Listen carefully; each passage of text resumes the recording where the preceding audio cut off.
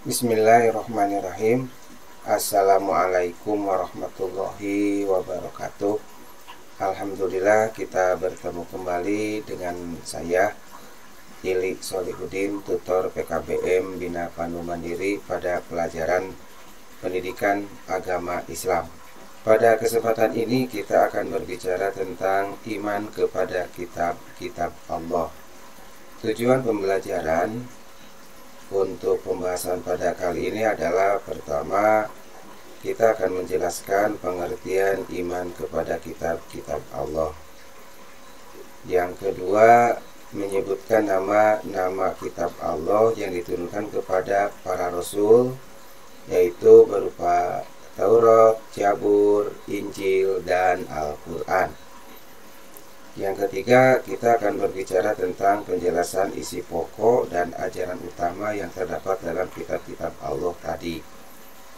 Kemudian juga termasuk membedakan antara kitab suci yang diturunkan oleh Allah dengan kitab-kitab lain yang tidak termasuk dalam wahyu Allah. Dan yang kelima, memahami bahwa Al-Quran adalah kitab terakhir yang diturunkan oleh Allah dan menjadi penyempurna dari kitab-kitab sebelumnya. Para warga belajar yang berbahagia, pengertian iman kepada kitab-kitab Allah adalah merupakan salah satu rukun iman, artinya yang harus dipercayai dan diyakini dengan sepenuh hati bahwa Allah Subhanahu wa Ta'ala telah menurunkan kitab-kitabnya kepada para nabi atau para rasul yang berisi wahyu Allah untuk disampaikan kepada seluruh umat manusia. Nama-nama kitab Allah dan rasul yang menerimanya, tentu saja rasul dan para nabi yang menerima kitab-kitab Allah ini yang wajib kita diimani ada 4. Yang pertama adalah kitab Taurat. Seperti yang kita tahu bahwa kitab Taurat ini diwahyukan kepada Nabi Musa, dan beliau menerima wahyu itu pada saat berada di Bukit Tursina yang berada di sekitar Mesir pada abad 12 sebelum Masehi. Pokok ajaran kitab Taurat ini berisi tentang akidah atau tauhid serta hukum-hukum syariat, yang tentu saja hukum-hukum syariat dan tauhidnya disesuaikan dengan kaum pada saat itu, yang pada intinya ketauhidan itu tidak berbeda dengan apa yang ditauhidkan di dalam Al-Quran, yakni mengesahkan dan bertuhankan kepada Allah Subhanahu wa Ta'ala. Pada intinya begitu, hanya saja dalam hukum-hukum syariatnya tentu saja berbeda dengan antara kaum yang satu dengan kaum yang lain. Kemudian yang kedua adalah kitab Injil.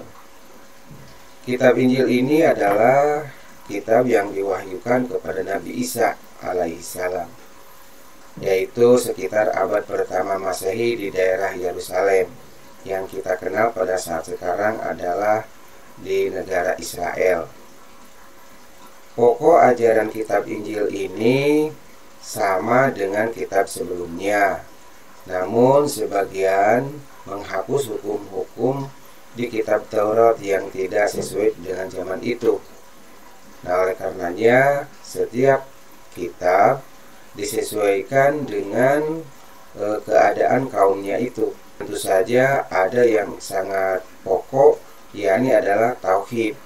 Tetap yang namanya tauhid artinya mengesahkan kepada Allah dan bertuhankan kepada Allah Subhanahu wa Ta'ala. Yang berikutnya adalah kitab Zabur. Nah, kitab Zabur ini diwahyukan kepada Nabi Daud sekitar abad 10 sebelum Masehi. Dan pada saat itu yang menerimanya Nabi Daud berada di negeri Yerusalem, atau pada saat sekarang berada di negeri Israel.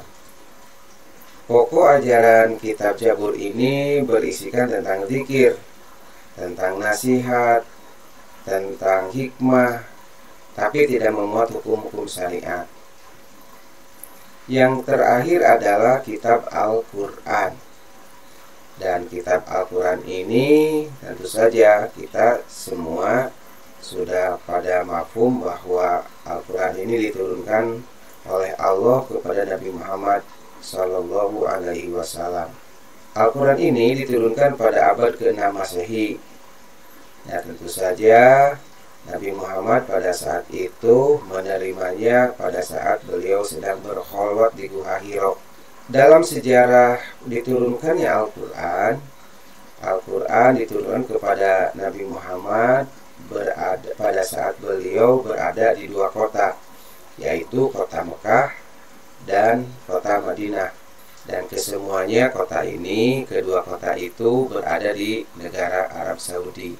Al-Quran merupakan kitab suci yang melengkapi kitab-kitab sebelumnya. Dan Al-Quran ini adalah merupakan kitab terakhir, sebab diturunkan kepada Nabi yang terakhir. Al-Quran membahas tentang akidah, hukum syariat, muamalat, janji, ancaman, serta tarikh.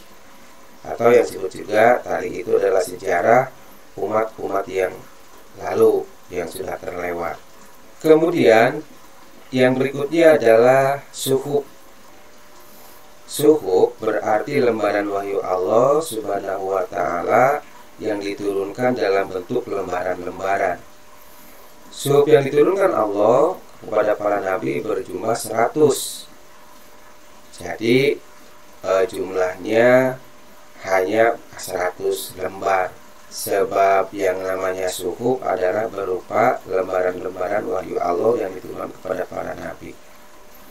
Nabi yang menerima suhuf adalah pertama Nabi Sis alaihissalam.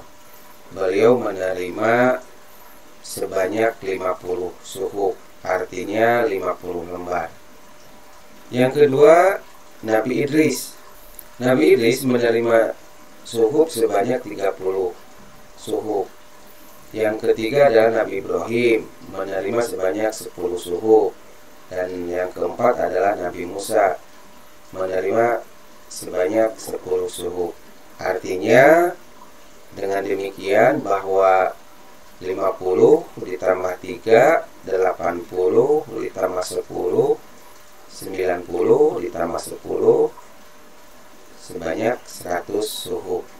Nah, inilah yang kita namai bahwa nabi-nabi yang menerima suhuf sebanyak 4 orang. Bagaimana cara beriman kepada kitab suci Al-Quran? Pertama, meyakini bahwa Al-Quran merupakan wahyu dari Allah. Artinya wahyu dari Allah itu adalah firman Allah. Kita harus meyakini itu. Yang kedua adalah meyakini bahwa isi Al-Quran mengandung kebenaran yang murni dan mutlak. Sebab Al-Quran terjaga kemurniannya sepanjang masa. Jadi tidak akan ada yang merubah terhadap Al-Quran, sebab Allah yang akan menjaganya.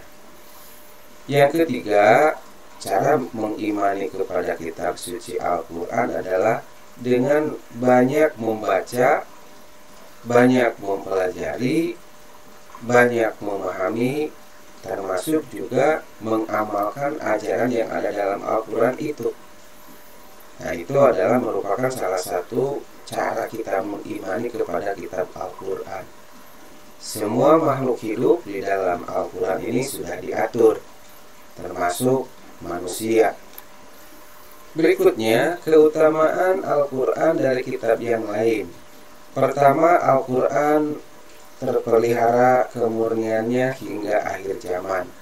Seperti yang tadi dikatakan bahwa Al-Quran ini adalah terjaga keasliannya dan tidak akan ada yang bisa merubah, walaupun seayat, jangankan seayat, satu huruf saja Al-Quran akan sangat terjaga kemurniannya. Sebab Allah lah yang akan menjaganya. Itu adalah sudah janji Allah di dalam Al-Quran. Yang berikutnya, keutamaan Al-Quran dari kitab lain, tidak ada sesuatu makhluk pun yang dapat menandingi kehebatan Al-Quran. Sehebat manusia apapun, itu ketika dibandingkan dengan Al-Quran, isi dari Al-Quran tidak akan ada yang sanggup menandingi. Misalnya seorang pujangga membuat syair-syair, terus seakan-akan sama persis seperti Al-Quran, tapi pada intinya jika dihayati, jika dikaji, itu akan lebih sempurna Al-Quran daripada kitab-kitab yang lain. Yang ketiga adalah keutamaan Al-Quran dari kitab yang lain. Membaca Al-Quran merupakan ibadah yang tentu saja ini sudah janji Allah, siapa yang membaca Al-Quran akan mendapat pahala dari Allah Subhanahu wa Ta'ala. Dan berikutnya adalah keutamaan Al-Quran dari kitab yang lain. Isi Al-Quran mencakup semua aspek kehidupan manusia dan sesuai dengan fitrah kodrat manusia. Jadi semua kehidupan yang ada dalam alam dunia ini, terutama kehidupan manusia, itu diatur sudah ada dalam Al-Quran. Bagaimana hikmah iman kepada kitab-kitab Allah? Pertama, mempertebal keimanan kepada Allah. Jadi dengan iman kepada kitab Allah itu dapat mempertebal keyakinan, dapat mempertebal keimanan kepada Allah Subhanahu wa Ta'ala. Yang kedua, mengetahui perhatian Allah terhadap hamba-hambanya yang menjadikan hidayah bagi setiap umat. Sehingga dengan iman kepada kitab-kitab Allah, kita akan tahu bahwa Allah Subhanahu wa Ta'ala, kalau dalam bahasa makhluk itu adalah bertanggung jawab gitu. Bagaimana cara menunjukkan cara hidupnya, bagaimana menunjukkan cara perilakunya dari setiap umat, baik umat yang terdahulu, apalagi umat Nabi Muhammad SAW, itu ditunjukkan di dalam Al-Quran sebagai kitab Allah.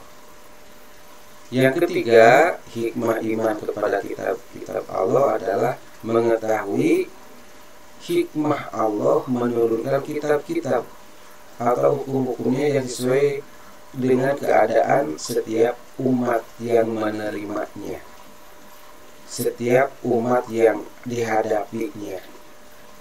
Nah, maka kita akan tahu dengan kitab-kitabnya itu bagaimana keadaan umat-umatnya.